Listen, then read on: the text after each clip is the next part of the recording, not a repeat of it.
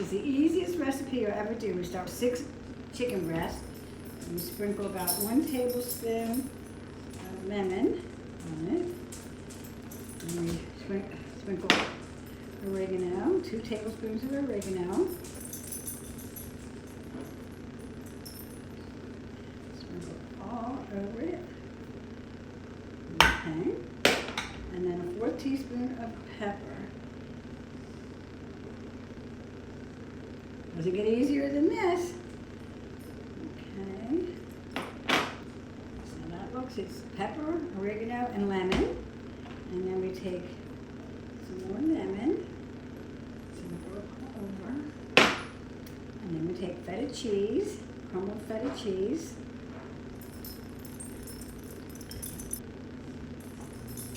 Now we're going to bake it in the oven at 350 for about 35 minutes or until it's done. Okay, time to take the chicken out of the oven. Looks so delicious. Looking delicious.